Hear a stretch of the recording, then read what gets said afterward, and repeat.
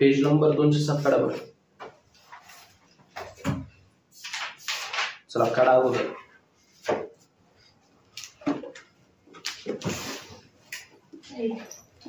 Page number 207.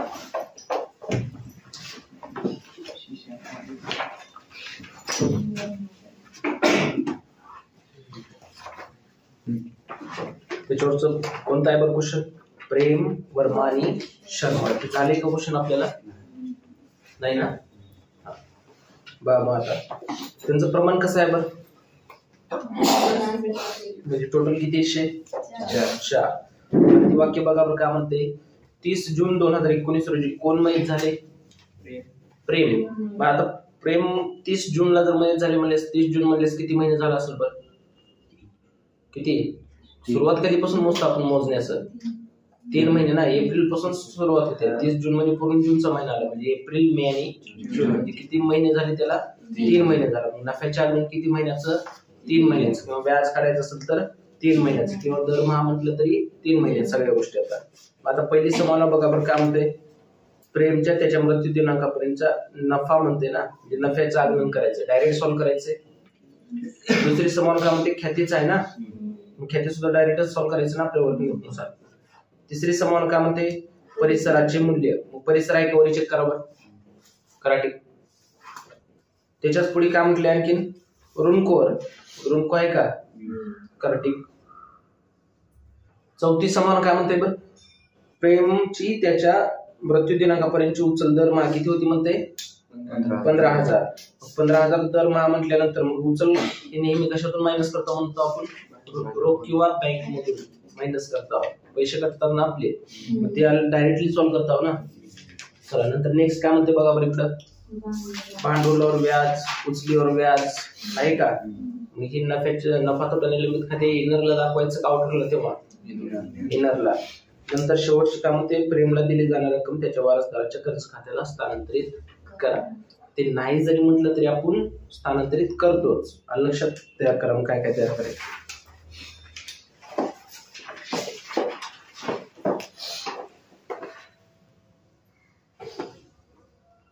खाऊन पिऊन तर आलो की नाही? नाही. डबा कोणा गेली का मग?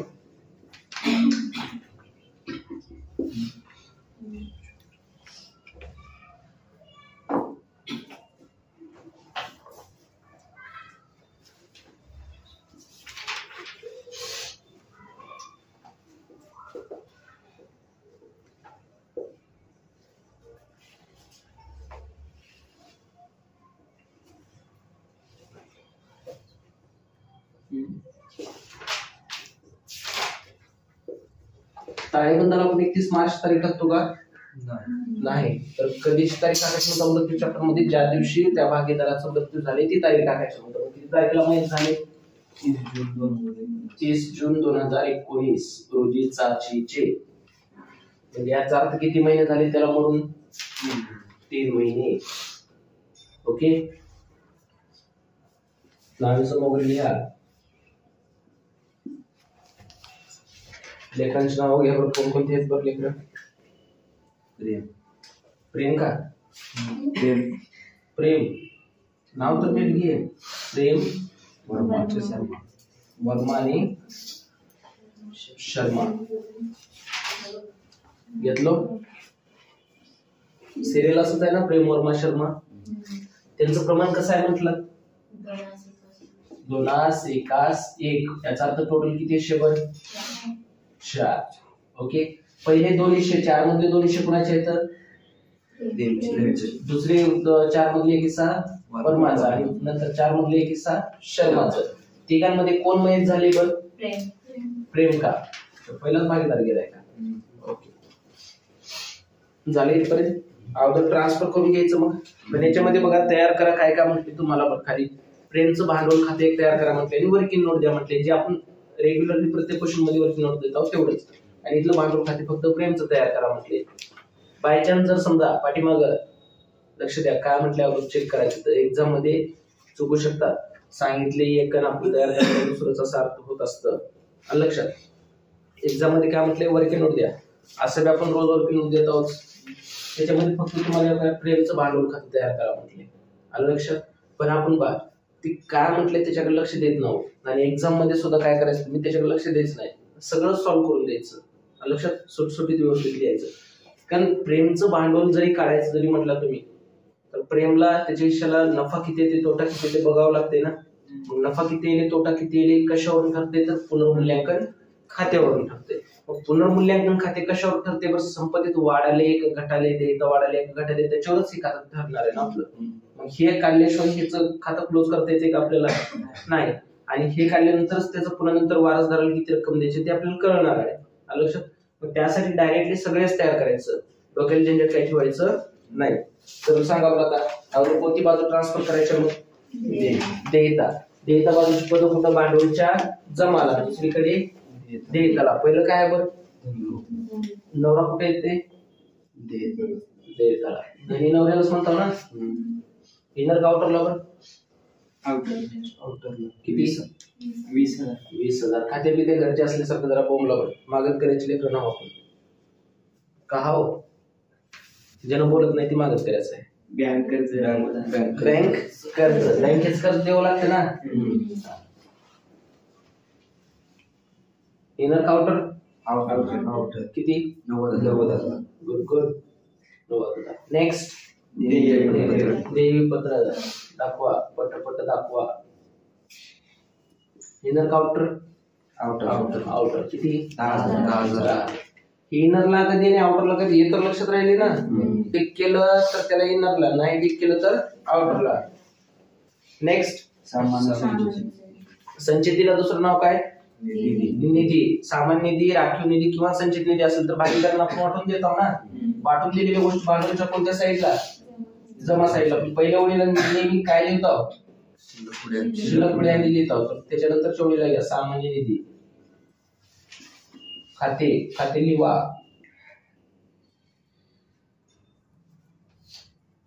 मग आता टोटल अमाऊंट किती आहे बरं, 64,000. आता ह्याचे टोटल किती हिस्से करायचे बरं, 4चा पाडा येते ना.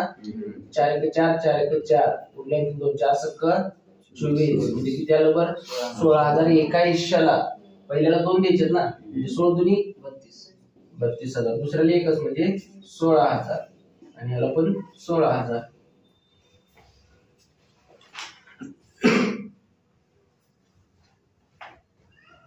फास्ट तर होईल ना, बिराजदार आहे ना.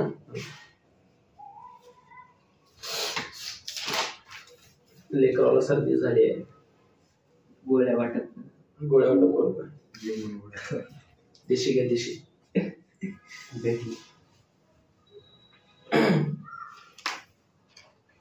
नंतर नेक्स्ट पद कोणता आहे बरं, भांडवल. कंपल्सरी भांडवलच्या जमाला. शेपूची भाजी आणली पहिल्याच ओळीला. हा, प्रेम महिन्याचं किती आहे बरं, किती, 2,40,000. 2 लाख 1,07,000 लिहा.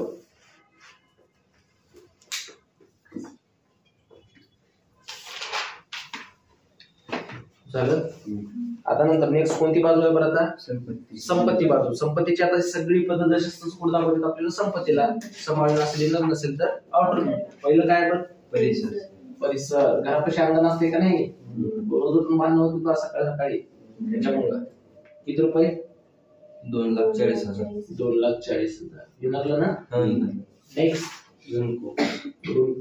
इनर काउंटरला 2 लाख. नेक्स्ट फर्निचर लग्नात देतात ना, किती, 60,000. Inner counter outer 60,000. नेक्स्ट मका काय बोलावं की आज किती, 60,000. 1 लाख. अरे तुम्हाला प्रसाद भेटला नसेल तर सांगा, मी काढून देईल. पण तुमचं लक्ष तिकडे दिसले. अर्धे आहे का आता, टायमिंग झालं वाटतं, येता बघितलं असेल. नेक्स्ट रोकड. चालतं रोग. कंपल्सरी कुठं दाखवायचं ते किती 2 लाख 2 लाखाचा आहे 2 लाखाचा मोठी दिसली जरा. झालं इथपर्यंत काय अडचण नाही ना. आता नंतर नेक्स्ट पद कोणतं आहे बरं अगोदर पद बघण्या अगोदर महिने मोजा. महिने मोजायचे कार्य आता किती महिने आहेत 3 महिने. ओके आता पहिले समानावाद सुरू होईल. गणपतीच्या आरतीला जाऊ. प्रेमच्या त्यांच्या मृत्यू दिनापर्यंत नफा संस्थेच्या मागील 2 वर्षाच्या सरासरी नफ्याच्या आधारावर ठरवण्यात यावा. हा कशाच्या आधारित म्हटले मागील 2 वर्षाच्या. पण इथं आता सरासरी नफे किती वर्षात दिलेत बघा बरं. आता नफा किती वर्षाच्या खाली दुसऱ्या समावेश बघा 4 वर्ष दिलेत ना बरोबर आहे ना. मग आता पहिलं वर्ष कोणतं आहे पण 15-16 त्याच्या पुढे कोणतं आहे 16-17 17-18 आणि 18-19. मग मागील कसं धरणार म्हणतो आपण 18-19 आणि 17-18 इथून आपण उलट धरतो ना मागील म्हटलं की. मग आता काय करतो बरं आपण नफ्याच्या आगमन मूल्यास किती स्टेप मध्ये उत्तर काढायचं म्हणतो आपण 3 स्टेप. पहिलं सरासरी नफा मृत्यू तारखेपर्यंतचा नफा आणि मृत भागीदाराचा हिस्सा म्हणतो. मग आता करा मग वर्किंग नोट मध्ये. वर्किंग नोटला मार्क आहेत परत सांगतोय ध्यानात ठेवा. नफ्याचे आगमन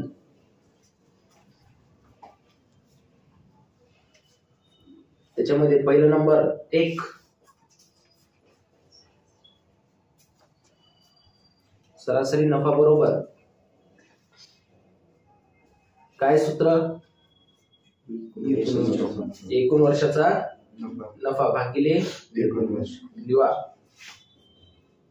पण मागील 4 वर्षाचं धरायचंय का मागील 2 वर्षाचं धरायचंय 2 वाक्यामध्ये नेहमी बघत चला बरं का. नाहीतर तिथं 4 दिलेत म्हणून 4 घ्यायचा कारण 4 देतात किंवा 5 देतात आणि त्याच्यातील 2 वर्षात घ्या म्हणतात किंवा 3 वर्षात घ्या म्हणतात. मागील किती वर्षात घ्यायचे आपल्याला 2 वर्षात. तर बरोबर चिन्हाच्या खाली बरोबर चिन्ह. मग मागील 2 वर्ष म्हणजेच कोणकोणते येतील बघा आता 17-18 आणि 18-19 येईल ना. 17-18 चे किती आहे 80,000 आणि 18-19 ची 40,000 भागिले किती वर्ष घेतला वरी 2 भागिले 2. आता 80,000 आणि 40,000 किती होतात 1,20,000. 1,20,000 भागिले 2. आता 1,20,000 भागिले 2 म्हणल्यास किती बरं 60,000. म्हणजे सरासरी नफा किती आला बरं आपलं 60,000 झालं सरासरी नफा. सरासरी याचा अर्थ अनुमानित अंदाजे किंमत काढलेली आहे बरं का आपण ते. ओके आता त्याच्या पुढलं स्टेप कोणतं काढायचं आपल्याला दुसऱ्या स्टेपवर मृत्यू तारखेपर्यंतचा नफा टाका. जरा वही मोठी आणते बारक्या लेकराच्या आणल्यासारखं वाटायला. मृत्यू तारखेपर्यंतचा नफा लिहिलो. मग आता खाली मांडणी करा किती आहे बरं आपली अमाऊंट एका वर्षाची अंदाजे 60,000 आहे ना. 60,000 गुणिले किती महिन्यात काढायचे 3. पण एका वर्षात किती महिने असतात महिन्यावर काढायचं म्हणल्यावर 12 मधूनच काढावं लागेल ना आपल्याला. मग 3/12 आता व्हायला शॉर्ट करून 3 1 3 चौक 12 नंतर 4 1 4 उरले किती 2 4 5 20 पूर्ण भागीला आता 0 दशांश आहेत ना 3 किती आला बरोबर मृत्यू तारखेपर्यंत 15,000. पण ते आलेलं मृत्यू तारखेपर्यंत ते सगळे एकाला देऊन टाकायचं का आपल्याला नाही. तर ते तिघांचं पण आहे ना ते 3 महिन्याचं. आपल्याला त्या मृत भागीदाराचा हिस्साच काढायचा. मग दुसरं स्टेप टाका व्यवस्थित सुटसुटीत. मृत भागीदाराचा हिस्सा किंवा मृतच्या ठिकाणी सरळ सरळ त्या लेकराचं नाव घेऊ शकतात. कोण आहे बरोबर मृत प्रेम. प्रेमचा भागीदार येथील हिस्सा असं लिहू शकतात. लिहिलो. मग आता एक टोटल किती हिस्से करायचे अगोदर 4 15,000 भागिले 4. तर बघा बरं 4 1 4 4 1 एकूण 12 बरोबर आहे ना. मग आणखी 15 मधून 12 गेले आता किती बरं 2 4 4 5 20 अरे 3 राहतात ना 4 7 28 उरले किती आणखी 2 किती 2 4 5 20 0 0 म्हणजे 3,750 एका हिश्श्याला आहे. बाबूर चेक करा प्रेमला किती हिस्से द्यायचे तर 2 द्यायचे ना. मग 3,750 गुणिले 2 किती होत आहे 7,500.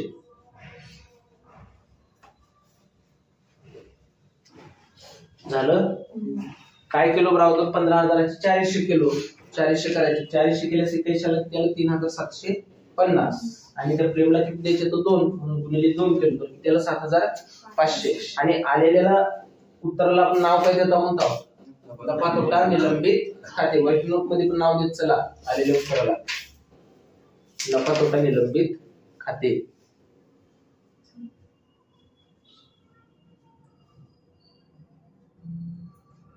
दिलो का? आता नफा तोटा निलंबित खात्याचे पण आणि ख्यातीचे पण सेमच इफेक्ट आहेत म्हणतो आपण. भांडवलच्या जमा आणि तिकडं संपत्तीला देताला नाही. नफा तोटा निलंबित खाते. फक्त नफा तोटा खाते लिहू नका. कुणाच्या खात्यात लिहू पण ती अमाऊंट ब्रेडच्या 7,500. आणि इकडं संपत्तीला नफा तोटा निलंबित खाते. पण इनरला का आउटरला बर कुठं लिहायचंय? इनरला. का बर? कारण त्याच्या पुढे आणखी समान आहेत ना त्याच्यावर. इनरला या 7,500 नसला असत तर आपण डायरेक्ट आउटरला दाखवलो असतो.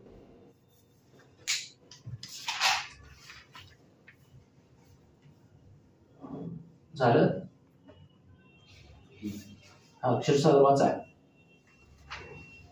प्रेमच्या ख्यातीतील हिस्सा ठरविताना ख्यातीचे मूल्यांकन करताना मागील 4 वर्षाच्या सरासरी नफ्याच्या 3 पट लावावा लावण्यात यावे. मागील 4 वर्षाचा नफा ते नफे दिलेत ना आता खाली.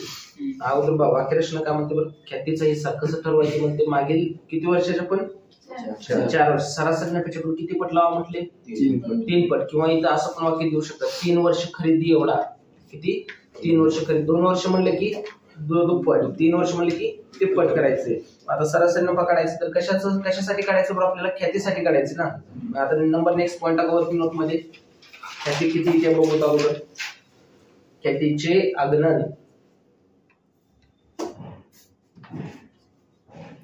ख्यातीचे आगणन. मग सरासरी नफ्याचे 3 पट लावायचे ना. सरासरी नफ्याचं सूत्र परत पाडा. सरासरी नफा बरोबर आताच मांडलोय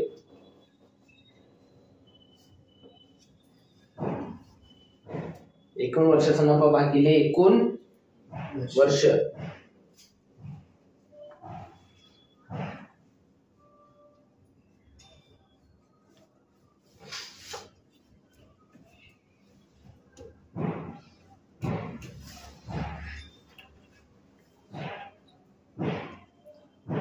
म्हणलो. मग आता मागील किती वर्षाच्या म्हणते बरं? 4 वर्षाची. मग ती 4 पण वर्षाची इयर्स मान्य करा. मग किती आहे बरं? 1,60,000, 1,20,000, 80,000 आणि 40,000.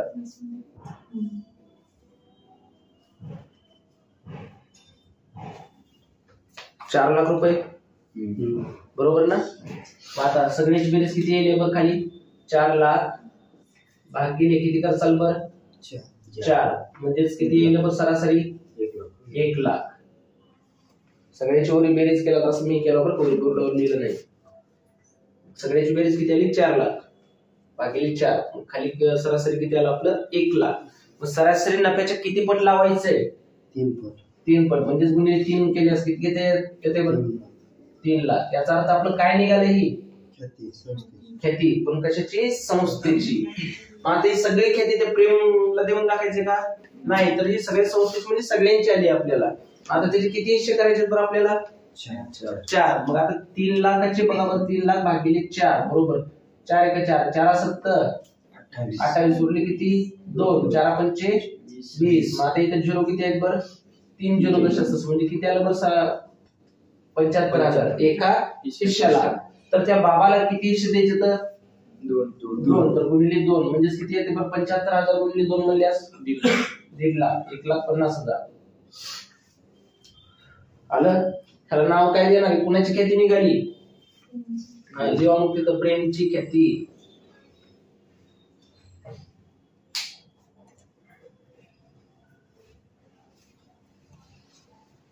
प्रेमची ख्याती.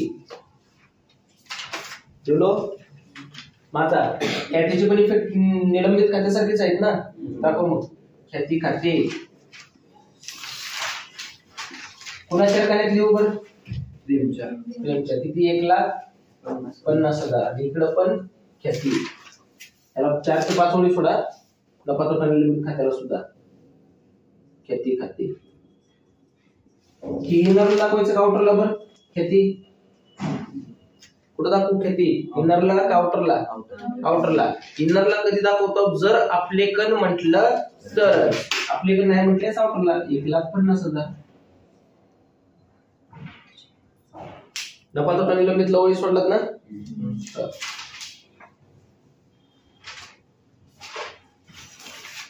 झालं. कुंभार वाच रे बघा. परिसराचे मूल्य रुपये 2,80,000 लावावे. परिसराचे मूल्य किती लावा म्हटले? 2,80,000. मग परिसरामध्ये किती होतं आपण बघा बरं. आता किती लावायचे? 2 लाख. वाढवायचे का कमी करायचं? मग किती? 40,000. तुमच्या मनावर तर नाही ना असं? प्लस वाढवा आहे 40,000 वाढ. जास्त काही नको आहे की 2,80,000. 40,000 संपत्ती वाढली ना आपलं. मग खर्चाला उत्पन्न बरं.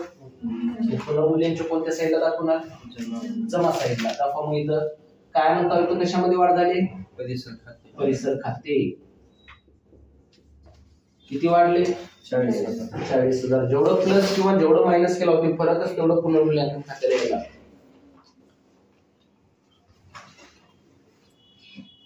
झालं. आता त्याच्याच पुढे आणखी काय म्हटलंय बरं? ऋणकोर म्हणजे बाईकोर. किती संशय खायचंय बरं? 8,000. यावर टक्केवारी नाही, डायरेक्ट अमाऊंट दिली ना. संशयित कर्ज निधी नेहमी प्लस करतो का मायनस करता? मायनस करा. मग मायनस संभोग किती रुपये बरं? 8,000 मायनस करून आउटरला किती रुपये येईल बरं?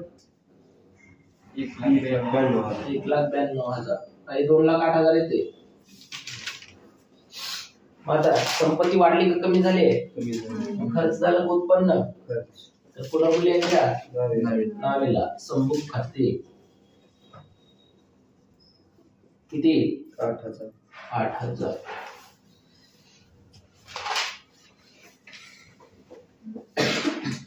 झालं. आता नंतर नेक्स्ट पाटील पाटील प्रेमची त्याच्या मृत्यू दिनांकापर्यंतची उचल दरमहा रुपये 15,000 होती. प्रेमची त्याच्या मृत्यू दिनांकापर्यंत दरमहा किती रुपये उचल होती म्हणते? 15,000 होती. दरमहा म्हणजे दर महिन्याला. त्याने किती महिने होता बरं व्यवसाय? 3 महिने. मग आपल्याला उचल पण किती महिन्यात सांगावं लागला आता? 3 महिन्याचं. वर्किंग नोट मध्ये बघा बरं 15,000 दर महिन्याला आहे ना. उचल तेवढं लिहा. पॉईंट हुशार आहे.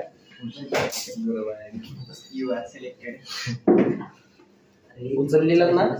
15,000 गुणिले किती महिन्यात करायचं आपल्याला? 3. तर गुणिले 3 15 त्रिक 45. म्हणजे उचल किती निघाला आपलं? 45,000. मग उचल केले म्हटल्यानंतर पैसे वाढतील का कमी होतील बरं? कमी होतात ना. याच्यात प्लस का मायनस? मायनस. कोण केले उचल? कोण? प्रेम.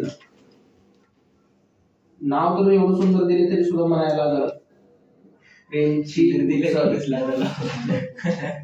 मनान दिल नाव रे. किती रुपये बर?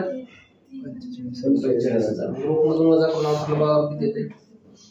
काय अडचण आहे का? काय अडचण आहे? काय केलो अगोदर? उचल त्याचे टोटल 3 महिन्याचे किती होईल? 15,000 महिन्याला म्हणल्यास 45,000 रुपये. उचल केले म्हणल्यास पैसे कटणार आहेत ना आपले. म्हणजे रोख मधून कमी केलं मायनस. आउटरला आता किती येते? 1,55,000. 1,55,000. 1,55,000 आलं. मग आता 45,000 रुपये तुम्ही उचल केले ना. आणलं तर भांडवलीच्या जमाला आणि घेतलं किंवा दिलं तर भांडवलीच्या नावेला. त्याने स्वतःहून घेतले म्हणून ते शब्द काय लिहिणार आपण? उचल खाते. आणि आपण दिलो असतो तर रोख खाते म्हणलो असतो. पण कुणाच्या रकान्यात? प्रेमच्या. किती रुपये? 45,000. तेच त्याच्या रकान्यातच लिहा उचल खाते. तिथं उचल खाते आणि रोख खाते शब्द कधी वापरायचे लक्षात राहिले ना तुम्हाला? रोख कधी म्हणायचं? आपण जर दिलो तर त्याला रोख म्हणायचं.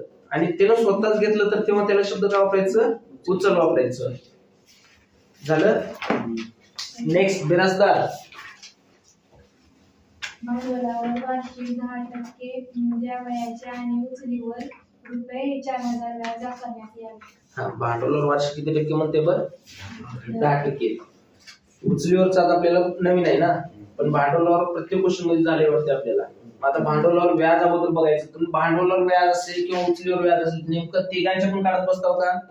नाही. कुणाचं काढतो आपण? प्रेमरत्नाचं, मृत भागीदाराचं. आता लिहा मग तिथं भांडवलावर व्याज वरती नोट मध्ये कोण? भांडवलावर व्याज पण कुणाच्या? हा, प्रेमच्या भांडवलावर. आता प्रेमचं भांडवल किती रुपये होतं बघा बरं?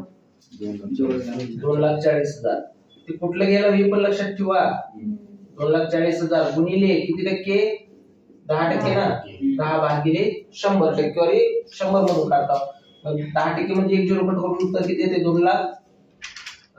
24,000 ना. किती आलं? 24,000. पण डायरेक्ट लगेच अमाऊंट घेतलंय का? नाही. हे घेतलं तर आपलं उत्तर चुकतंय. आलं लक्षात. पर्सेंटेज नुसार काढलेलं कधी पण किती वर्षाचं असते म्हणतो आपण? 1 वर्षाचं. पण त्याला पूर्ण 1 वर्ष होता का व्यवसायात? नाही. तर किती महिने होता? 3 महिने. मग एका वर्षासाठी त्याचं 24,000 आहे ना. गुणिले किती महिन्यात काढायचंय? 3. मग महिन्यात काढायचं म्हणजे छेद असताना किती? 12. मग आता बघा बरं, 3 1 3 3 चौक 12, 4 1 4 4 सक 24 म्हणजे किती आलं बरं? 6,000. लिहा अजून लिहून घ्या.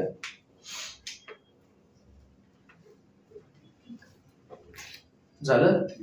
मग आता भांडवलावर व्याज त्याला द्यावं लागतं ना, बरोबर आहे ना. मग त्याला द्यायचं म्हटल्यानंतर त्याचं खर्च का उत्पन्न बरं? त्या भागीदाराचं उत्पन्न. तर भांडवल कुठे येईल बरं? त्याच्या जमाला. दाखव मग इथं भांडवलावर व्याज खाते. इथं लक्ष द्या बरं. मी काय सांगणार आता याच्या पुढलं. किती रुपये बरं? 6,000. कुणाच्या रकान्यात? प्रेमच्या. दाखवलं. मग त्याचं उत्पन्न म्हणल्यानंतर आपण जमाला दाखवलो ना. उत्पन्न म्हणजे त्याच्या नफ्यात वाढ होईल का घट होईल बरं? वाढ. मग नफा तोटा लिमिट मध्ये प्लस का मायनस? प्लस. करा मग इथं प्लस भांडवलावर व्याज किती रुपये बरं? 6,000. कळकाले नाही इथपर्यंत का? भांडवल भागीदार आपल्या व्यवसायात गुंतवतो त्याला आपल्याला द्यावं लागतं आणि उचल केल्यानंतर त्याच्याकडून आपण व्यवसायिक घेत असतो. लक्षात राहील ना. काय म्हणतोय? तो व्यक्ती प्रेम 2,40,000 रुपये आपले जो इन्व्हेस्टमेंट केलं भांडवलाच्या स्वरूपात, बरोबर आहे. त्याला 10% व्याज द्यायचं होतं. मग 10% किती आलं? 24,000. 24,000 एका वर्षात आलं तर किती महिन्यात काढायचं होतं आपल्याला? फक्त 3 महिन्याचं. हे उत्तर आलेलं आपलं 6,000 रुपये. त्याला गुंतवल्यामुळे त्याला द्यायचं होतं ना. मग आपण त्याला दिलो. आपलं खर्च आहे पण त्या भागीदाराचं काय ते उत्पन्न. म्हणून त्याच्या कोणत्या साईडला आलं? जमाला. त्याचं नफा काय होईल? ते वाढ होईल. नफा तोटा लिमिट मध्ये काय केलो? प्लस केलो. पण त्याच्याच पुढे वाक्य काय म्हणते बरं? उचलीवर किती रुपये म्हणते बरं? 4,000. जर समजा उचलीवर टक्केवारी सुद्धा जर दिला असलं, 10% जर उचलीवर व्याज आकार जर म्हटलं असतं तर उचलीवर 10% कशावर काढलो असतो आपण? या त्या रकमेवर काढलो असतो 45,000. पण ती पण किती महिन्याचं काढलो असतो? 3च महिन्याचं. म्हणजे महिन्यावरच काढायचं आपल्याला. आलं लक्षात. पण इथं ऑलरेडी काढून दिले तर काढत बसायची गरज आहे का? नाही. मग आता उचलीवर किती रुपये म्हणते? किती आहे? 4,000 रुपये व्याज आकारायचे. भांडवलावरील व्याजाच्या उलट काय असतं? तर उचलीवरील व्याज असतं. विरोधार्थी शब्द माहित आहेत ना, वरती लिहून किंवा विरोधार्थी शब्दामध्ये भांडवलावरील व्याज, भांडवलावरील व्याज गुणिले विरोधार्थी म्हणजे गुणाकाराचं चिन्ह देता का? त्याच्या उलट काय बरं? उचलीवरील व्याज. चुलीवरील ऊ लिहा अगोदर.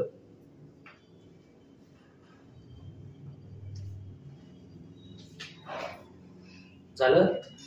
काय म्हटलो? भांडवलावरील व्याजाच्या उलट कशाचं व्याज असते? उचलीवरील व्याज असते. मग आता उचलीवरील व्याज प्रत्येक क्वेश्चन मध्ये येत नाही, पण ते ध्यानात ठेवायचं कसं? तर भांडवलावरील व्याज ओळखायचं. तुम्हाला भांडवलावरील व्याज तर ध्यानात राहील ना. भांडवलावरील व्याजाच्या उलट काय म्हटलं आपण? उचलीवरील व्याज. भांडवलावरील व्याज भांडवलच्या कोणत्या साईड दाखवलं? जमाला. आणि इकडे काय केलं बरं? प्लस, बरोबर आहे ना. मग उचलीवरील व्याज त्याच्या उलटच होईल ना. मग आता उचलीवरील व्याज आता भांडवलच्या कुठे येईल बरं? नावेला. आणि नफा मध्ये प्लस का मायनस? मायनस. म्हणजेच काय बरं, त्याच्याकडून आपण गेलोय त्याचं खर्च आहे तर इकडं कुठं नावेला, त्याचं तोटा होईल ना. मग इथं त्याच्यातून मायनस करता होतं. घ्या मग इथं उचलीवरील व्याज कोणाच्या रकान्यात लिहू? पेनच्या. किती रुपये बरं? 4,000. लिहिलो. आता नफा तोटा लिमिट मध्ये प्लस का मायनस? मायनस. मध्ये एक ओळ सोडा म्हणजे प्लस प्लस आणि मायनस मायनस काढण्यासाठी. मायनस उचलीवर व्याज किती रुपये बरं? 4,000. झालं. हे पद्धत ध्यानात राहील ना. भांडवलावरील व्याजाच्या उलट इफेक्ट कसे तिथे दाखवायचे आपल्याला? उचलीवरील व्याजाचे. पण भांडवलावरील व्याजाचे परफेक्टली ध्यानात ठेवा. किंवा दुसरा आणखीन एक ध्यानात ठेवण्यासाठी एक पद्धत बघा. उचल असेल तरच उचलीवर व्याज देतात, ध्यानात ठेवा. जर समजा तुम्ही उचल केलाच नाही तर उचलीवर व्याज देईल का त्यानं? नाही. मग उचल म्हणजे पप्पा आहे. कोण आहे? पप्पा. आणि पप्पाचं लेकरू. जिथं पप्पा असणार तिथं त्याचं लेकरू असणार. मग उचल कुठे येईल? भांडवलच्या नावेला. उचलीवर व्याज सुद्धा त्याच्या कुठे येईल? भांडवलच्या नावेला. म्हणजे दोन्ही सुद्धा सोबतच येणार. लक्षात राहील ना. आता नंतर नेक्स्ट संभावना काय म्हणते वाचा. रत्नबारकी. प्रेमला दिली जाणारी रक्कम त्याच्या वारसदाराच्या खर्च खात्यात असते. ठीक आहे. त्याच्या नियमाचं आपण पालन करू. ओके. मग आता याच्या पुढे आणखी काय का नाही. मग आता रोख अवकरला काढून आपण आता नफा तोटा गायच्याचं बघा बरं. अवकरला किती येते? अरे दोनशे बेरीज किती येते? 13,500. 13,500 मधून किती वजा करायचे तर 4,000 वजा करून बघा बरं. अवकरला 9,500. म्हणजे आपलं नफा तोटा निलंबित खाते आउटरला किती निघालं? 9,500. आता पुनर्मूल्यांकन खाते अगोदर क्लोज. कोणती बाजू जास्त त्या बघा बरं. जमा. किती त्या बोंबला? 40. हुशार झाला हो तुम्हाला. पटपट गणित येईल आता. 40,000 40,000 त्याच्यातून किती वजा करायचे तर 8,000. 8,000 वजा केल्यास किती येते बरं? 42 का? जरा हुशार म्हणायला स्तुती केले डोक्यावर बसता पण. त्याला नाव का त्याचं? पुनर्मूल्यांकन नफा. आता पुनर्मूल्यांकन नफा असेल किंवा तोटा असेल सगळ्याला वाटून देतो ना. इथं नाव टाका प्रेम, वर्मा आणि शर्मा. आता त्या 32,000चे किती हिस्से करायचे तर 32,000 भागिले 4. 4 8 32 म्हणजे किती आलं? 8,000 एका हिश्श्याला. तर पहिल्याला 2 द्यायचे ना म्हणजे किती बरं? 16,000. दुसऱ्याला एक हिस्सा 8,000. तिसऱ्याला पण एकच हिस्सा म्हणजे 8,000. आपलं उत्तर बरोबर येईल का चुकाले कशावर ठरवायचं? या सगळ्यांची बेरीज केला तर तेवढीच चवी लागते. ओके.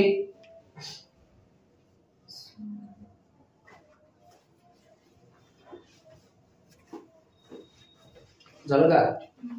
मग आता पुनर्मूल्यांच्या कोणत्या साईडला आहे? कधी पण शिल्लकांची एंट्री कशी करता म्हणतो आपण? क्रॉस करता म्हणतो. मग इकडे नावेला आहे तर इकडे भांडवलचे कुठे येईल बरं? ते जमाला दाखवा. मग इकडे पुनर्मूल्यांकन नफा किती बरं? 16,000 8,000 आणि 8,000. एवढ्यासाठी तर पुनर्मूल्यांकन खाते काढावं लागलं होतं ना आपल्याला. बघा बरं. आता अगोदर खातं कुणाचं? क्लोज. बरं कोण आहे? प्रेम. प्रेमची कोणती बाजू जास्त आहे बरं? जमायची आहे ना. बघा बरं. जमाच्या अगोदर टोटल बेरीज किती त्या पटशिरा काढा.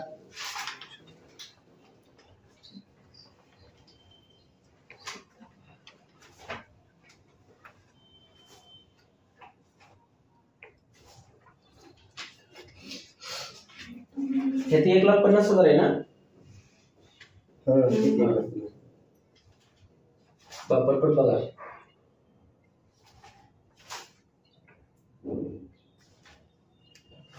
2,40,000 आणि 32,000 ना. एवढंच आहेत ना. 2,72,000. 7,500 आणि 1,50,000 म्हणजे 1,57,500. 6,12 6,000 आणि 16,000 22,000 0.05 7 9 10 11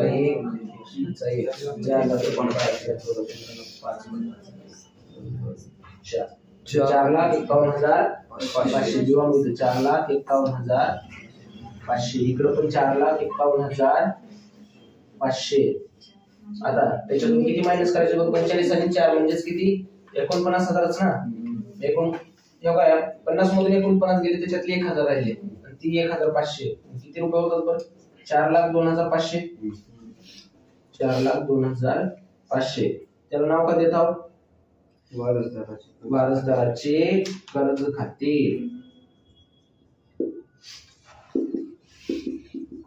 वारसदाराचे कर्ज खाते आलं. 4,00,000 किती आले बरं 2,500. मग आता त्याचा दुसरा इफेक्ट कुठे दाखवता इकडं देताला पण कुणाचं वासरू आहे ती प्रेमच्या वारसदाराचे कर्ज खाते. प्रेमच्या वारसदाराचे कर्ज खाते किती बर 4,02,500. आता याच्यानंतर दोघांची खाती क्लोज करता येतील ना. ह्याला जी का उत्तर येईल त्याला नाव देत आहोत शिल्लक पुढील निधी. बघा बरं टॅली करून किती येते. गणित टॅली आली तर आपलं गणित आलं.